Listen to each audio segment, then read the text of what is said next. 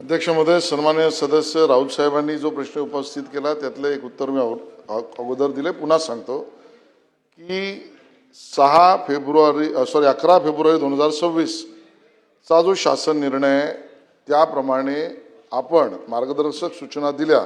मी अमरावतीचं उदाहरण पण दिलं की आपल्याकडे नियुक्त्या त्या सुरू झाल्या आणि त्यामुळे मानधनावर नियुक्त झालेल्यांना कायमस्वरूपी नियुक्तीच्या बाबतीतली कारवाई सुरू झालेली आहे।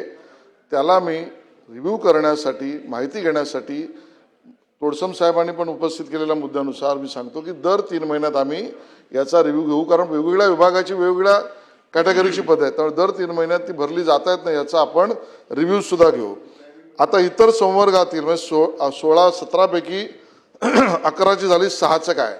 मी आताच मगाशी सांगितलं की ज्या पैसा अंतर्गत असलेल्या पदभरतीच्या बाबतीत अंतिमपर्यंत नियुक्तीपर्यंत ज्यांचं काम पूर्ण झालं होतं त्यांना आपण मानधनावर ठेवलं आणि आता त्यांच्यासाठी आपण नवीन शासन निर्णय केला। उरलेले जे आहेत अगदी स्पेसिफिक सांगायचं झालं जसं महसूल वन विभागाचं आहे, तिथे सर्वेक्षक पदं होती, त्याची जाहिरातच निघाली नव्हती। ती 6 कुठली ती सांगतो मी। आदिवासी विकास निरीक्षक, आदिवासी विकास विभाग, जाहिरात निघाली नव्हती। त्या ठिकाणी कोतवाल महसूल व वन विभाग, जाहिरात निघाली नव्हती।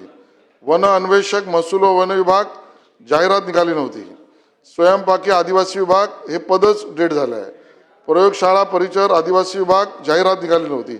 अशा ज्या 6 संवर्गाच्या बाबतीत ज्या जाहिरात निघाली नव्हती त्यांना सगळ्यांना या नवीन GR प्रमाणे त्यांच्याही जाहिराती काढून त्यांच्याही पदभरतीच्या कार्यक्रमाची सुरुवात आणि त्याचा पाठपुरावा दर 3 महिन्यात करण्यात येईल।